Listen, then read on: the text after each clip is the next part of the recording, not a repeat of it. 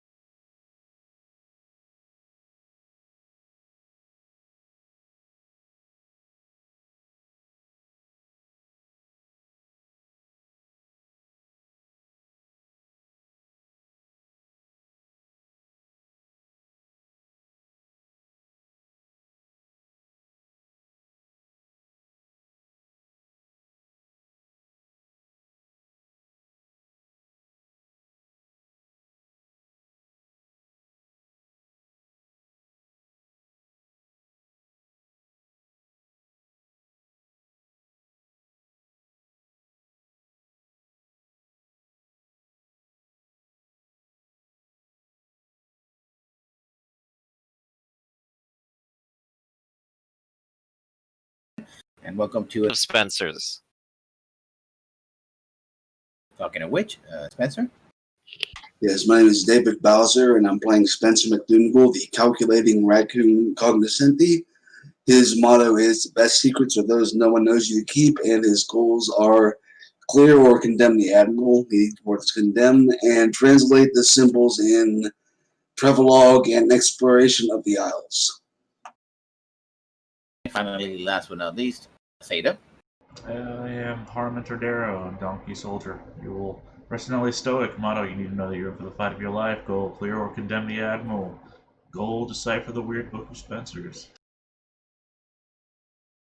And a little recap for last time. The party was investigating and dealing with the aftermath of the battle at sea, but also found out or were given instructions to investigate an admiral who led that fleet to apparent victory. But there are some questions about who they are exactly and what they are all about.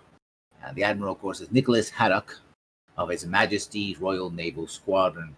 It seems all clues pointed to the south, including a strange vision of ghosts or memories escaping north as waters were rising, strange words and meanings upon the road and the book, and also a grand tourney that will be occurring a couple of weeks' time as part of the Grand Velvet Pavilion, which is supposed to be a meeting of all the high dignitaries of the Isles to announce and smooth the transition from the current king to his eldest son, thus maintaining the line of succession of the Isles. You decided to go ahead earlier to do some investigating yourselves before joining the rest of the assembled nobles at the Velvet Pavilion. So now you're reaching a small fishing port in the Southern Isle. Another fishing port, not as large as the ones you have come to know in the north and the other islands. You see quite a bit of activity.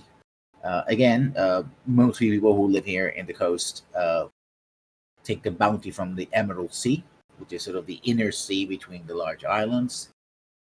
And you're landing, and it's a village. It's a little bit bigger than the Thorpe, and so it's a smallish village. Looks ancient. Even the buildings themselves look like they are from another era. No new construction. Unlike other seaside towns, you don't see any strong defenses or anything like that. It just seems like a little sleeping village, forgotten by time. Could have always been here, or could have popped up here moments ago. Who knows? So you make your way. Felix the Fox points and says, "Captain, what about to tie to the quay? We got the boys ready to unpackage your luggage if you need to." You basically, since you were, I think you were expecting to stay on the Southern Isle after as a follow-up to your investigation, regardless of what you found, you brought most of your luggage and your clothing and stuff like that. So you're already seeing the men under your command, Gregory, started to move boxes and the like, so to make it as quickly as possible as you disembark. Right. Thank you, Did you Felix, for bring? keeping me up to date. I'll make sure that we all have good accommodations for while we're here. Doesn't really look like a place that may have more than this. Is basically looks like a one inn and or tavern town. Best. So Wow, they have a tavern? That's pretty lush. Yeah, so we Yeah. might end up staying somewhere else, but I'm still going to make sure that Felix actually gets to rest somewhere nice without having to spend tons of money and all that. Well, you're a noble. You could claim the right of coin, Matt. Yeah, It's a great way to offend the locals.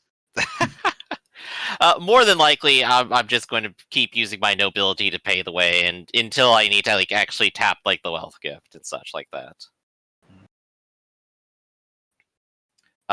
But I'm probably going to go ahead and start getting a read on the surroundings, where we need to go, where the tournament was probably going to be set up, and if we could head out in that direction.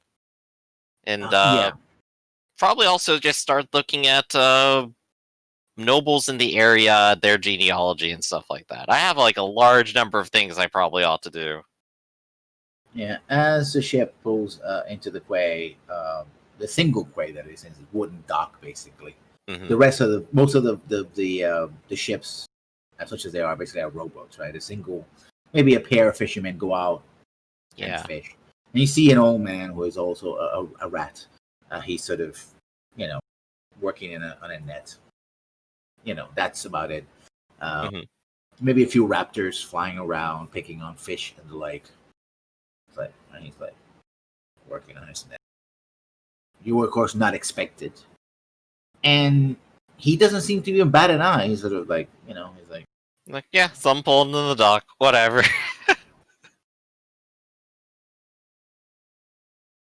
So what do you do? Well, like I said, I'm attending to the business first. I'm making sure Felix has accommodations. I'm seeing if I can get an idea of what cities or towns are in the area, where the big event is going to be held, and what spaces are close to that, and where I could possibly start looking for genealogical information for nobles. Well, the first person you find is basically the old man. Mm-hmm. So you start asking questions. He doesn't. So I go hey, I am new to this part of the Isles. Could you tell me this and that? I'm Gregory Varkin the Third, Grand Noble, and I greet you. He sort of picks up and gets his glasses, tiny little lenses. Ah, the noble. Well, I haven't seen one of you in a while. Yes.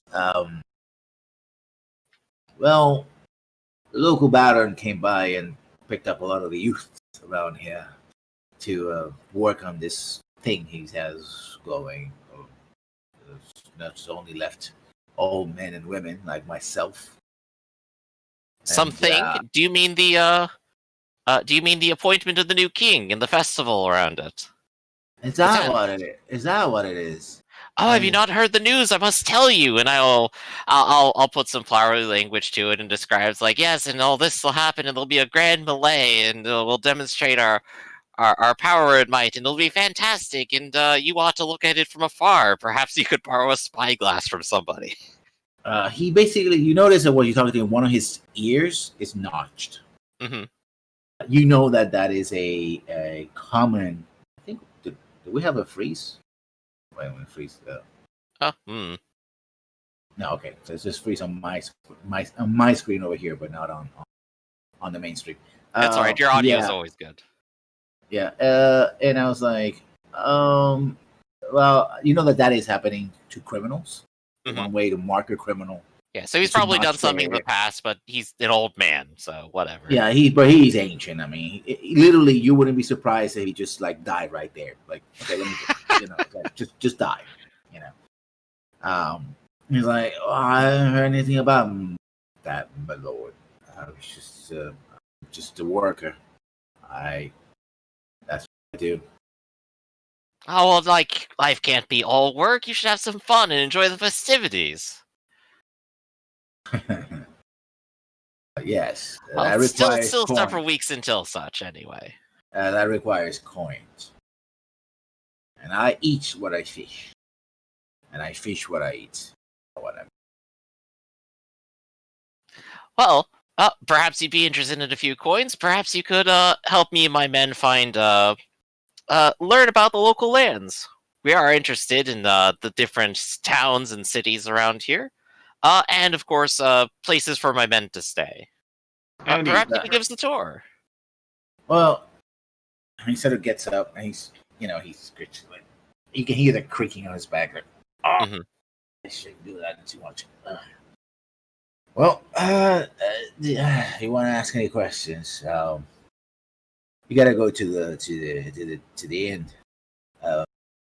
We have one, hardly ever full. Mostly a tavern with a few, rooms attached.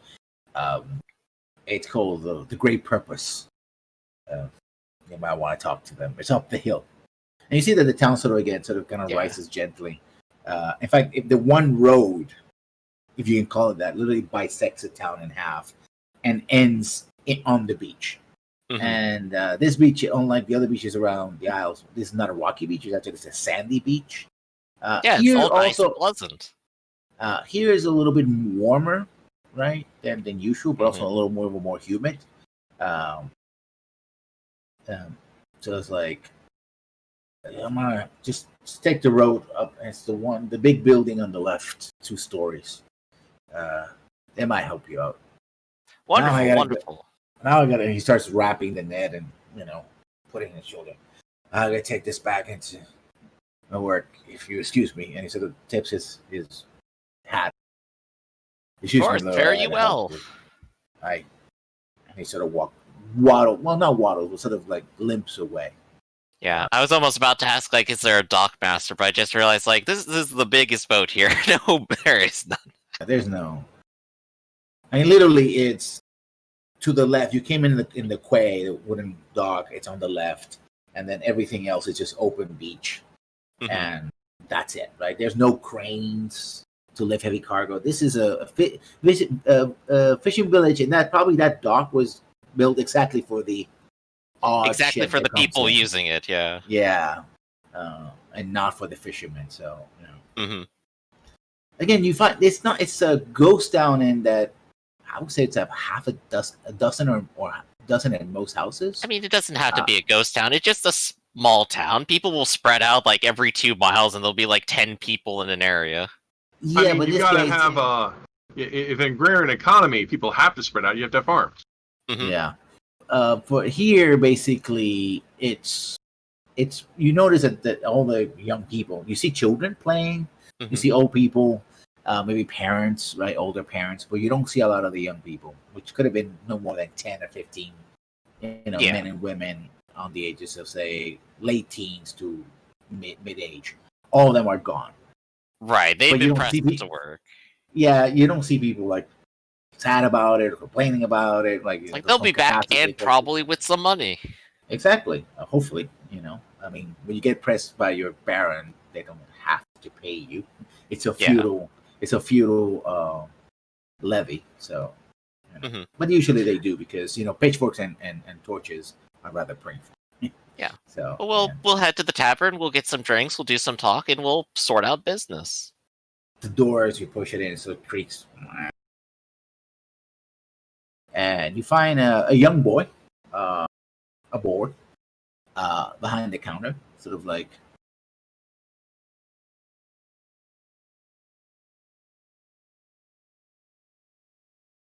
He's sleepy. You see that the tucks are coming out, shortly. So Yeah. I'll go ahead and walk up to the counter, big and bold, and probably the floor is probably like stomping a little bit along the way, just because of how large he is. And he just immediately puts some coins on the counter and goes, "Morning, my good boy. Oh, fetch us some drinks. Let's get things. Let's get some service here. Let's have a good conversation and a good morning together."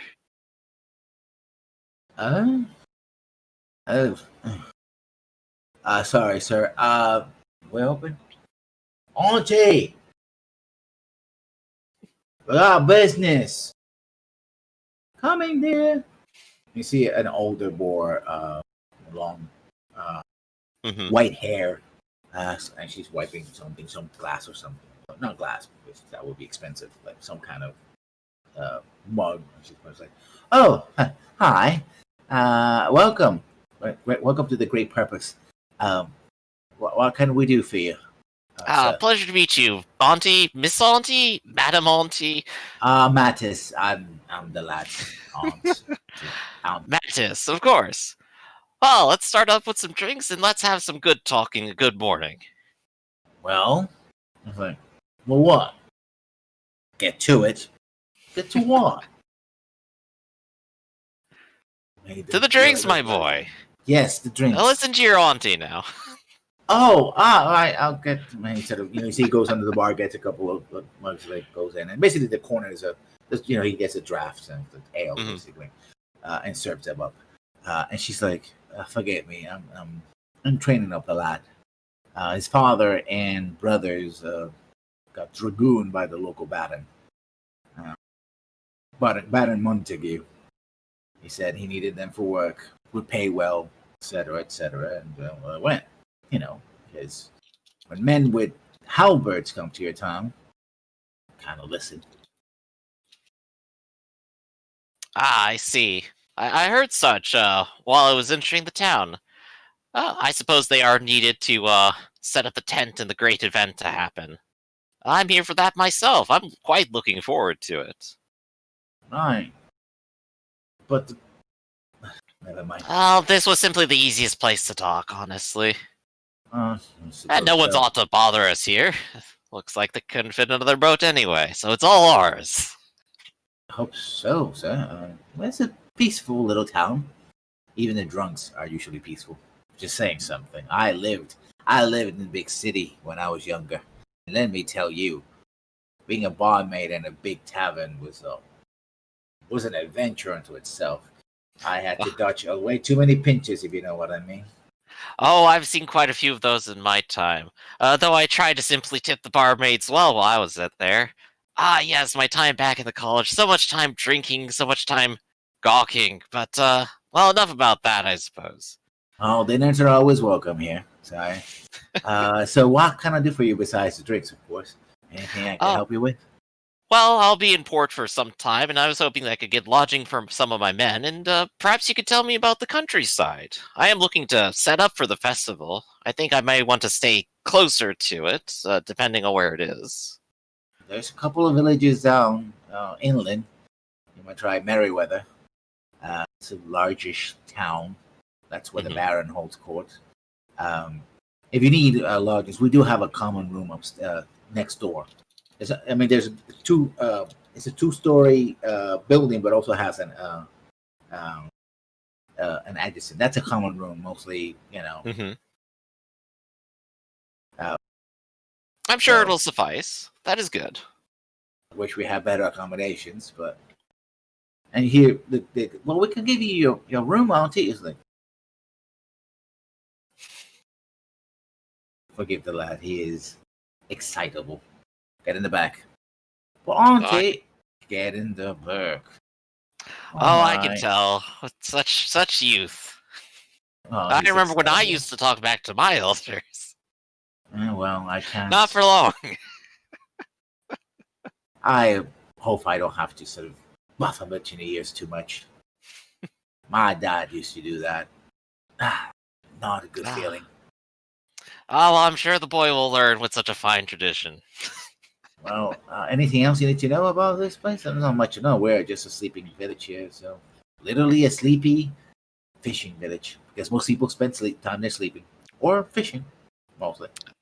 Oh, I can tell. Nice, quiet little town. So you've told me a little bit about the countryside. What was this Baron Montague? I think I've heard his name before, but I don't think I've ever met him personally. What do you know of him? How do you feel of him? Big cow, man, if I do say so myself, or bull, that's the case, maybe. I mean, he is big. Very rare for someone who... And she sort of bites the lip because she doesn't want to say, a race and like, very unique circumstances, Montague. He, I guess, earned his barony when the last baron kicked out. He died without issue, I think. No children of his own. And he was given by the king the barony. I like that wording. Yeah, he died without issue. You won't make any issues. You know it's good for you.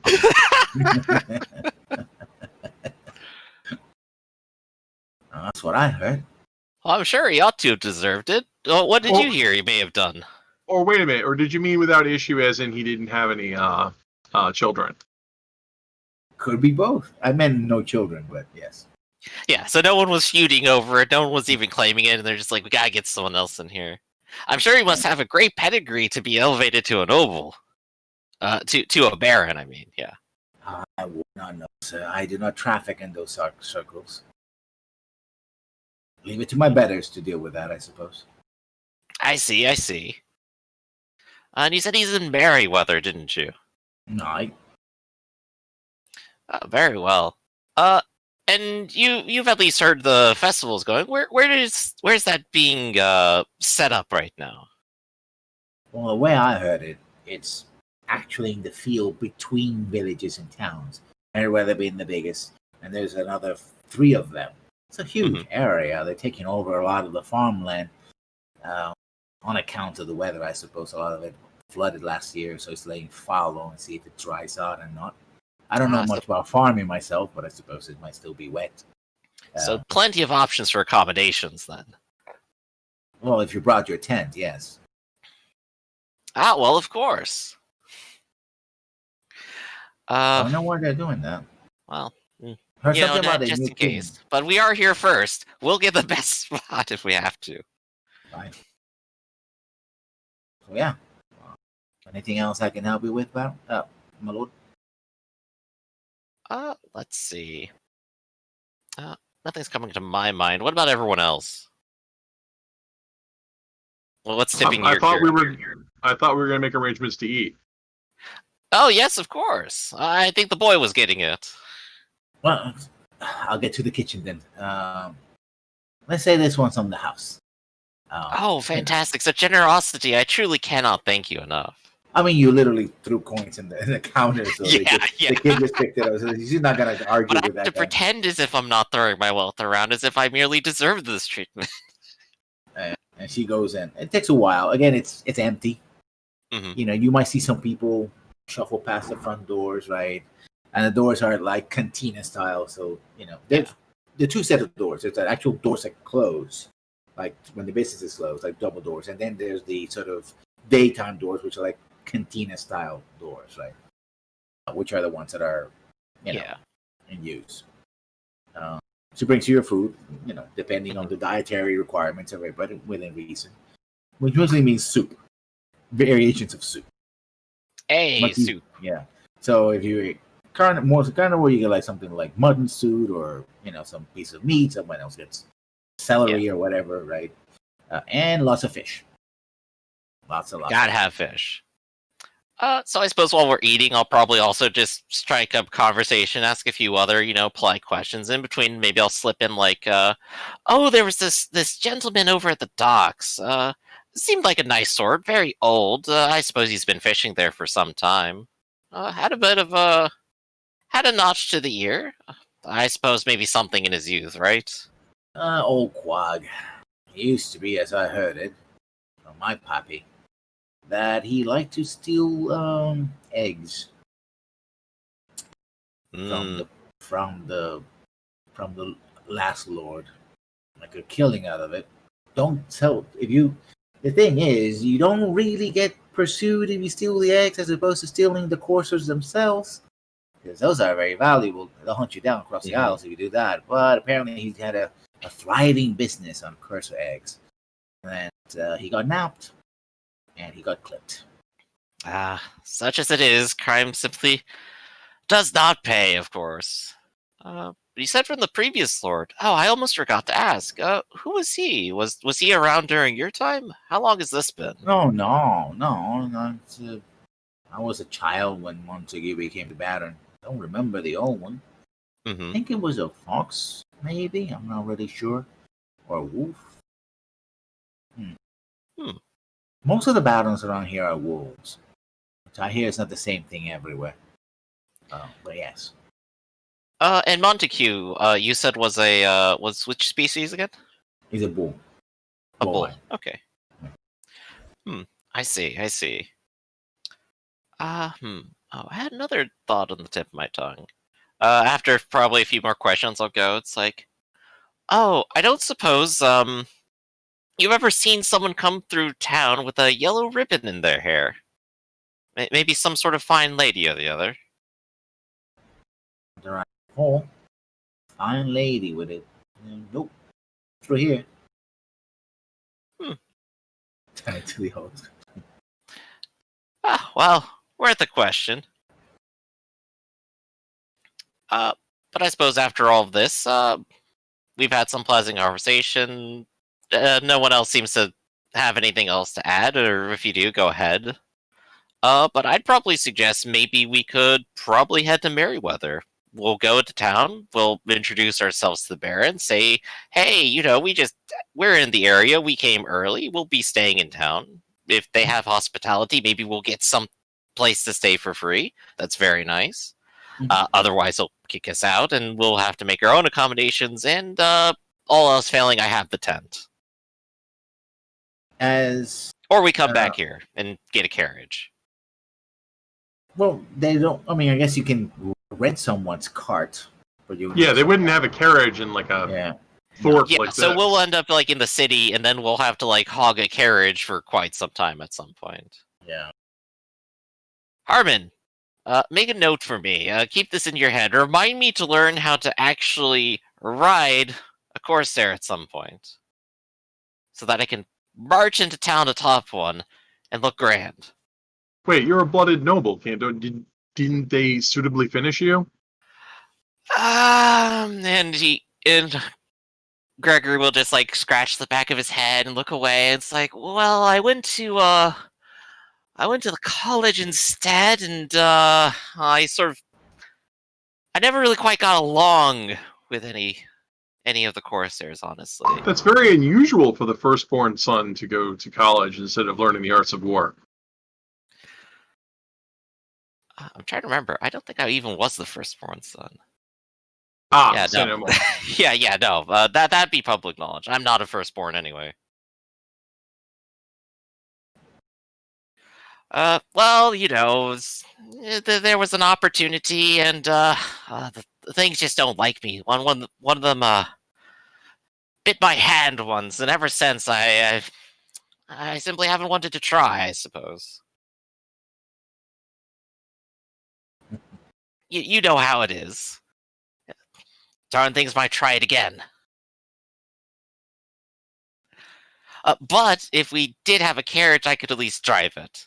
That part I can do. As long as I'm not sitting atop one, I'm still fine. But I should learn that sometime. Remember that for me, Harmon. I trust you with my life. So the plan is to continue on during daytime because it's early morning, or are you going to rest here for the day, balance of the day, and then move on? Depends on the time of day. What time of day did you say it was? It's early. It's early. We could probably just go ahead and start. It's getting close to mid-morning. Okay, we could probably start on our way to Merryweather now after we just, go back, tell Felix what's going on. There's a common room, and we've arranged for him to stay and all that. So he'll be fine here. He'll look after the boat, and he'll keep his eyes and ears out. So it's just Felix on the boat, then? Yeah. We don't actually have a boat crew. Oh, no, we have a boat crew. He has his crew that he came with. Yeah. Oh, okay. So you captured them. You capture them and basically turn them into your crew on the first day. Well, so we're going to leave Felix here with a bunch of people we pressed into service, and they outnumber him like 5-1. They haven't done anything for the 3 or 4 weeks that they've been with us, and he's already in exile, and he has a pretty good gig being my personal captain right now. There's no reason for him to run. He gets everything he wants, the adventure he wants, and he's out here.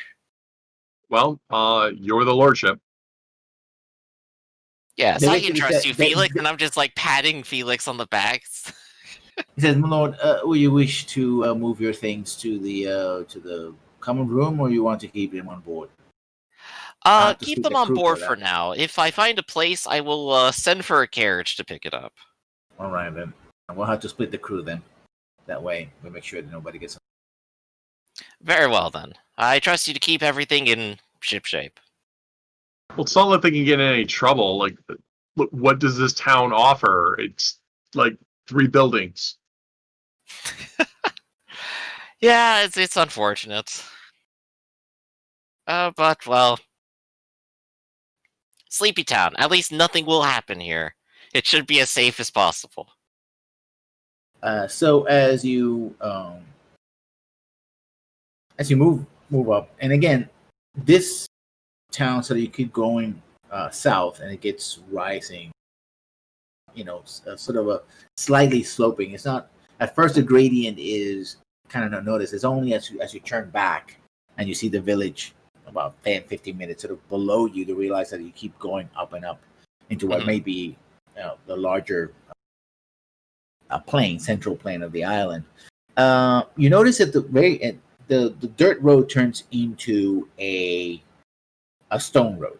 And you've seen these roads before. These are the main roads of the Isles. Yeah. And at one moment, the road splits left and right, and then sort of goes around and then meets again. And in the middle, you see a series of standing stones, kind of like a circle standing stones, and many. The symbols there are very similar to the ones you saw earlier when you were at the garden of the first noble you went to. And the first one. But, and this is, everybody has to do a mind and search. And if they have any supernatural ability, also they can tie that in as well. Hey, I have supernatural dice. Or scholar as well. Mind and supernatural. Not gonna be big.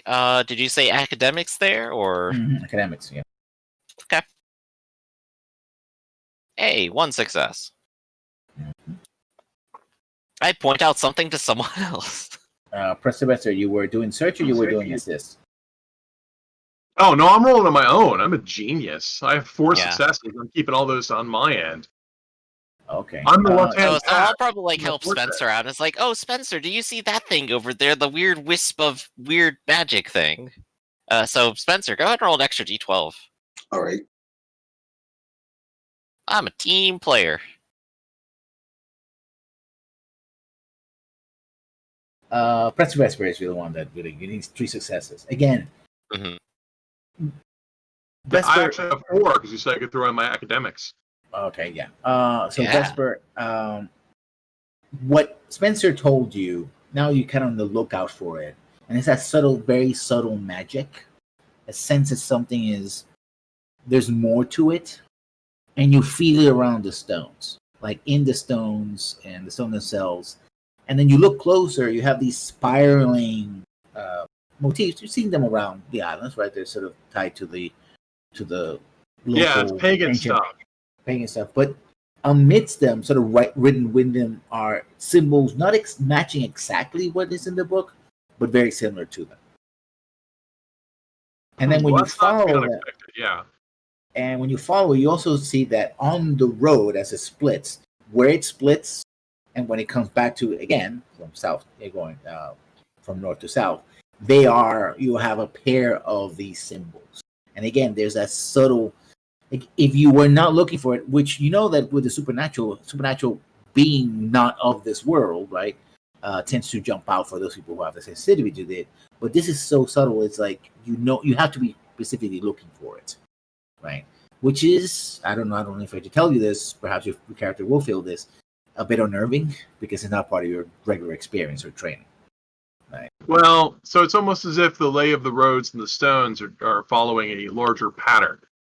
Yes. Yeah, that's not good.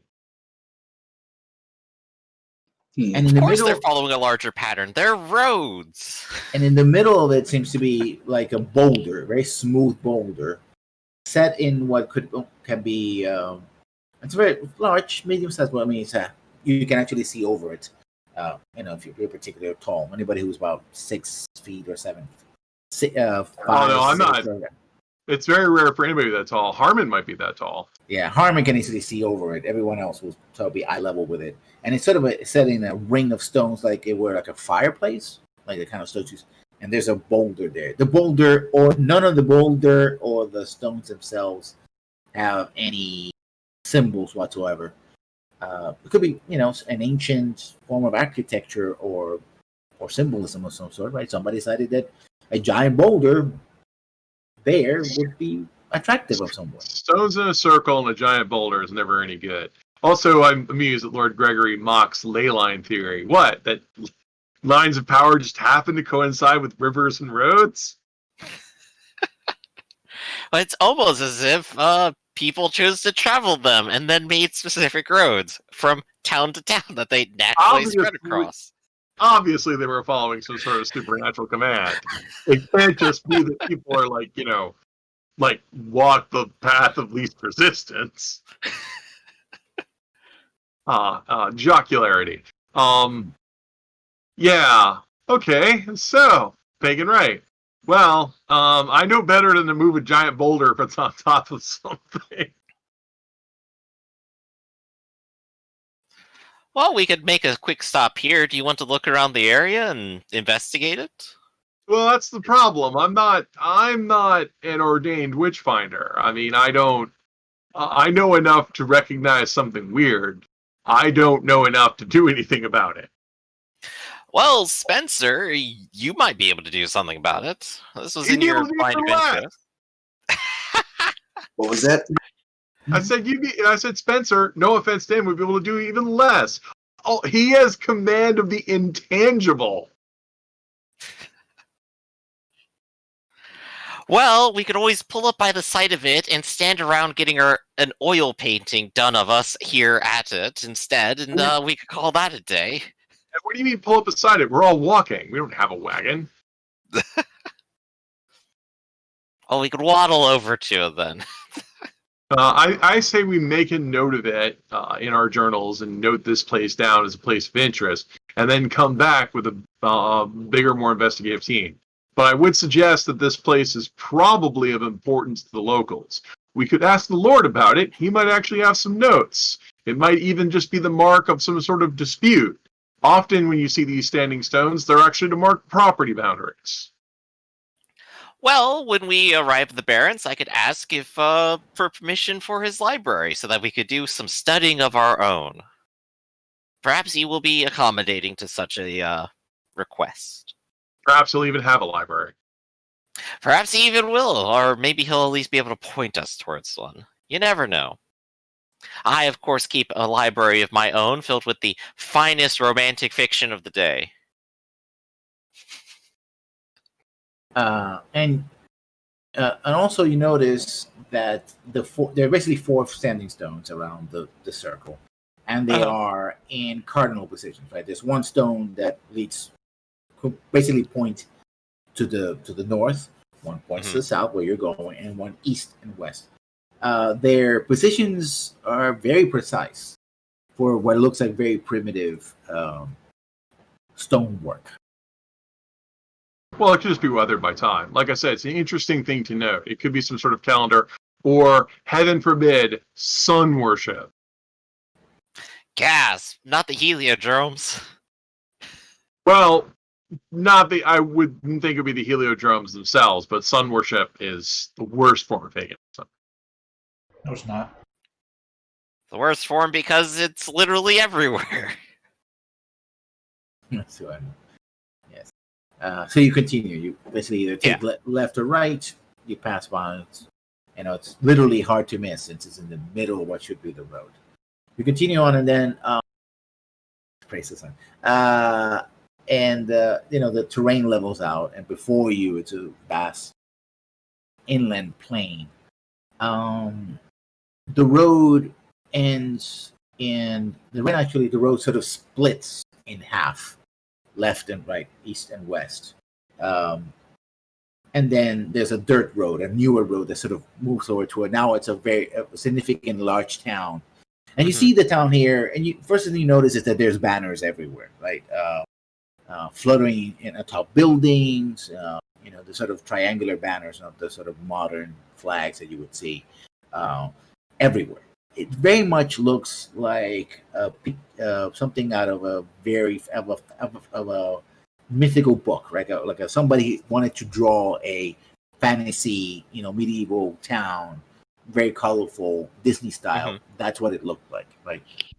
And you see people putting, you can even hear the people building things, so you hear the sound of woodwork, of animals. You can even smell the animals a little bit as the wind shifts in your direction.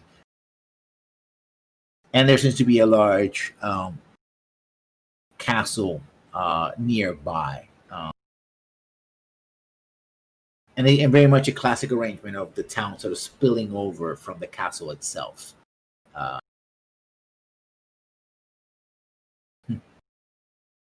And again, this castle is more ancient. Instead of having the more modern round towers or wedge fortifications of the era of gunpowder. Salients. Salients.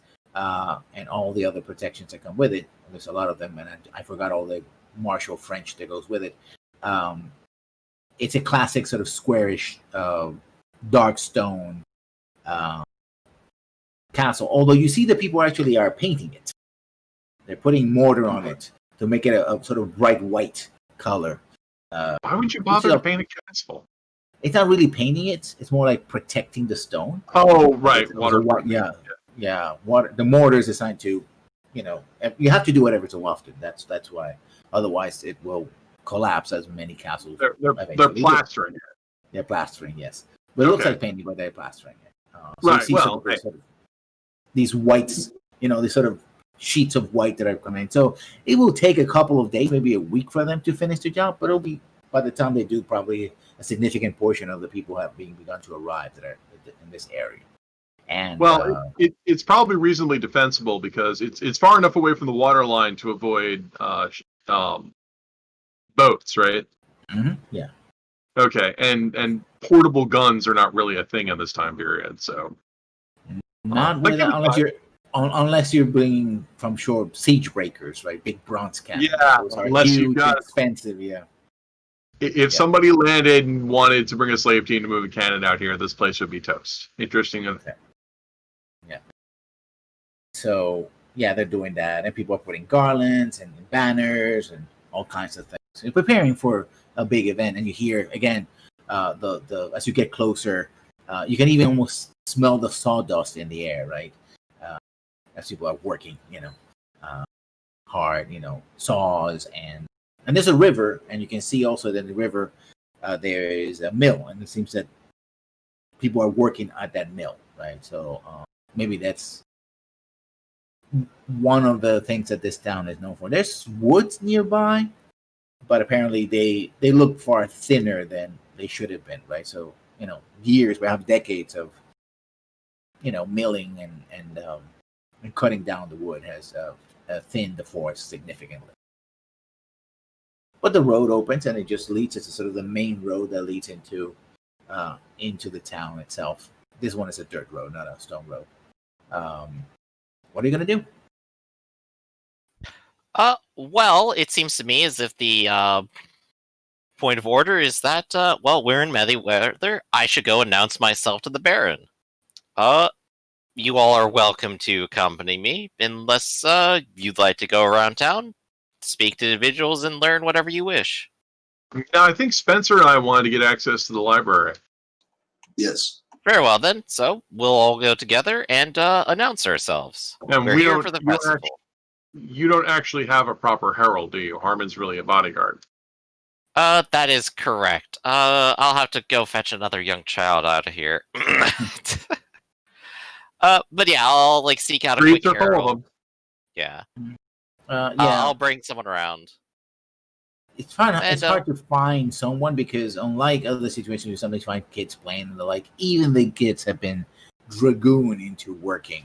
Carrying buckets of water or material, or getting animals into position, or just guarding them, stuff like that. Right? People with Right. pulleys, and so everybody seems to be this. This is a hive of activity, and then I'll and guess really, I'll just have to follow the course of etiquette, and I'll just do it myself. yeah. Not like somebody.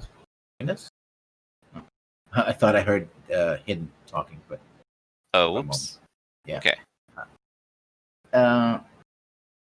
So yeah, you have coursers. People are using animals, different draft animals, and the like. And you go to the castle. You do eventually track down somebody, pay them a couple of dinners a kid, and they're like, okay, they look over. Their parents are working. It's like they're like, go ahead, don't be rude to the Lord. Come on.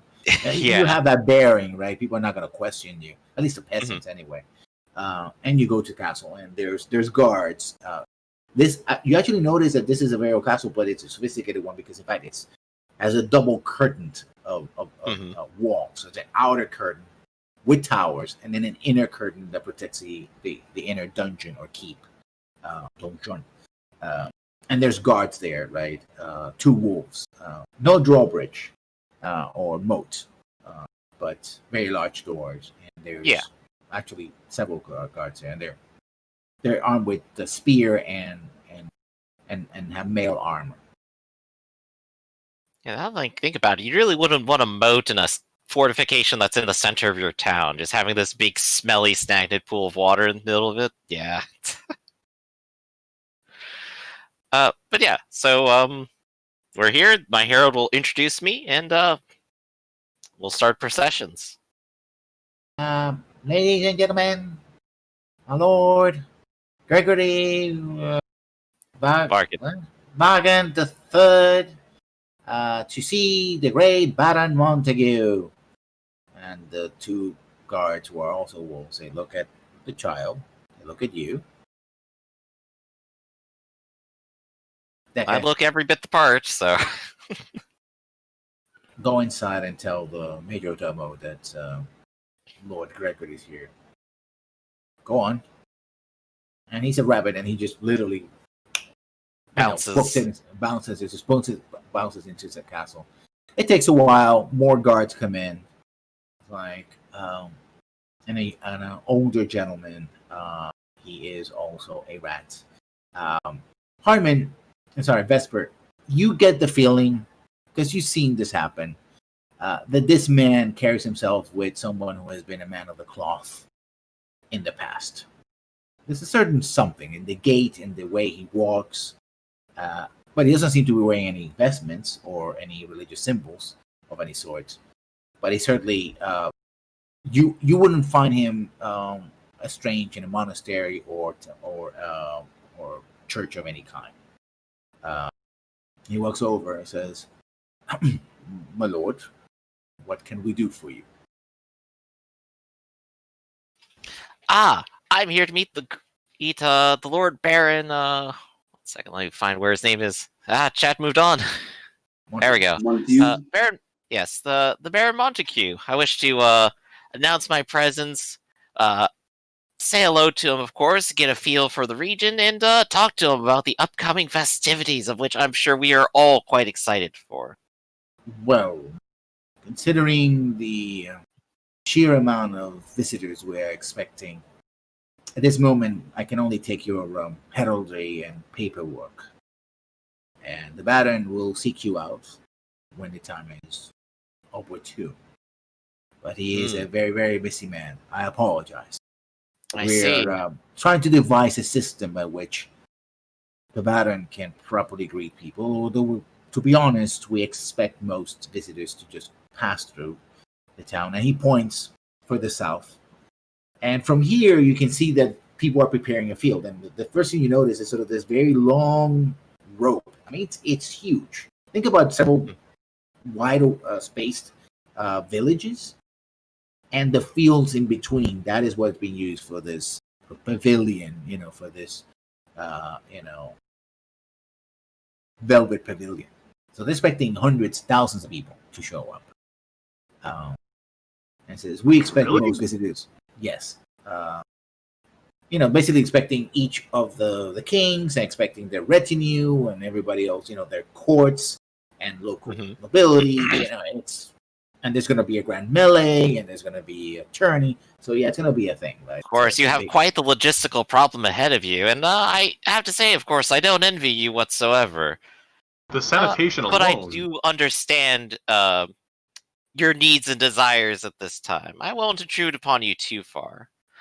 However, if you'd be so kind, though I will not bother you nor the Baron much more than he needs to be, unless he wishes to speak. Me and my men are people of learning. I was wondering if perhaps if the Lord Baron has a personal library, he would be willing to open up to me and my compatriots, so that we may soak in some knowledge while we are here. Well, I'm sorry to say, my lord, that the Baron is not a man of book learning. So unfortunate. He does have some books, I suppose. His daughter likes to read. The new is, how did you put it? Hottest pages from the presses. She said once to me. Very impressionable little lad. Well, she's not so little anymore. But if I may make a suggestion, seeing as your lord and our lord are, of course, in compliance with all the law, and a large event is about to happen, to make sure that everything goes smoothly and that everyone's agreements are honored, we've been tasked to go through the land records, which you, of course, maintain. Yes, good point. This is why I have you around, Presper. You remember things that I do not. I'm always so glad. You guys are going to have to sell it, because you're opening. I don't know if you're lying or not. It doesn't mean. You can do that, but you're going to have to convince him of it. You have to sell it. Of course, we can convince him of it. Of course, my lord. You are often because you have to focus on so many things at once. Is why our retinue is here to help advise you. But of course, this is just a formality, just to make sure that everything is in order. I'm sure that there's no issues whatsoever, and we can just go ahead and give a clean mark to the king himself, saying that nothing is going to go wrong with the grand melee. Yes, this is true. As one of the king's men and as a magistrate empowered by him, such is what I shall do. You have negotiation, right? Yes. I'm looking at Lord Gregory. You have negotiation, right? Pretty sure I do. I'm just double checking real quick. Where's the letter N on this sheet? Yep, there we go. I do have a dice of negotiation. All right. Well, why don't I assist you then? Very well then. And because nobility. I don't. And this is going to be a matter of wills, right? You're trying to. Excellent. It's going to be in a post roll. You get a bonus D8 from me, as I have a lot of will. I have a spiritual. That's a great bonus D8, and we've already covered nobility. We've covered nobility and legal authority, correct? And the best part is Spencer can assist without even opening his mouth. Oh, that's wonderful, actually. Spencer, why don't you go ahead and do your assist real quick? Let's see how that works out. Just typing it now. Yeah, you just put the words in my head. Wonderful. I'm looking at a good 4, 5, 6 dice there. I could, if this wasn't an opposed roll, I could just say wrote it and I take 3 successes. But 2 of these dice are D12s. It's looking pretty good, and you only get D8 from me. Yeah, I don't think there's anything else I need to tap, so I'll roll with it. 1, 2, 3, 4 successes on its own, but I have an 8 for opposition. If they don't even have 8s, they lose.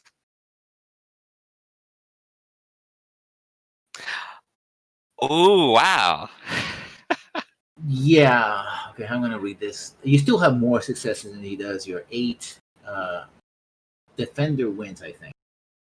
Well, it's a tie, and I could say I could claim it's a tie. I actually do have legal authority to do so. You do. Right. Yeah. We are on remember, nobility is a tappable gift. But I don't know if he's a. You could tap that and force him to either tap his nobility or give in.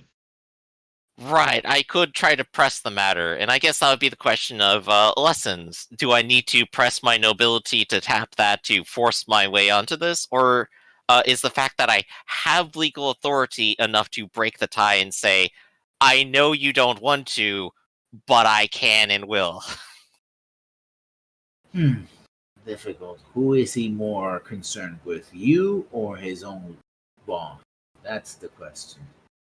That's a good question. If he gives us pushback, it means he has something to hide.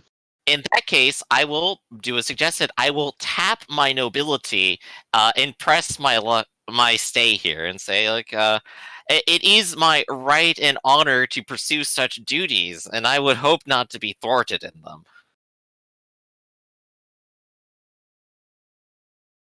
So now is the point where he would tap it, or So, right. In He other does. words, you threw in your forces, so he has to decide if he's going to throw his entire weight behind resisting. yeah, He does. is it worth it He- for him to do so? He ponders it. It's like, very well, my lord. You have access to the records. The reason I would hope that you are swift and careful is that, like I said, we'll be very, very busy in these incoming days, and where to lose any records, regardless of how careful, of course, you. Of course. Truly, I do understand the position you're in. I will do my utmost to be as careful as I can and not to disturb too much. Only that which is to suffice my duties, and I shall be out of your hair. So he lets you pass. One of the guards kind of eyes Harmon and eyes the major domo, and sort of like major domo just shakes his head. It's like it's fine.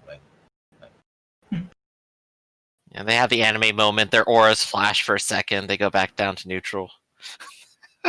And you walk in again. This is clearly. I mean, castles were both homes and military outposts. But this is a castle that leans very much as a military outpost, as opposed to. And again, there's a lot of workers here, animals. I mean, you can see people, with pails of white plaster, right, working inside and out. Hard work. As you go in, they're retouching wall decorations, again done in plaster, and over the plaster they're painting, right, and pastoral sequences, that sort of thing. But you do realize that a lot of the vistas that are shown, many of them contain these standing stones and different. Sometimes it's a lone standing. Again, standing stones are not rare in the Isles, but this emphasis on them. But there's a specific choice to feature them prominently, which is interesting, considering that the his brother, Edgar's forces, the eldest one, are more in line with the natives and druids who likely put those there in the first place, whereas the younger Edward here is not, as far as I understand. Like, which like religion orientation was he aligned with here? Okay. I think with just like the Calabrians.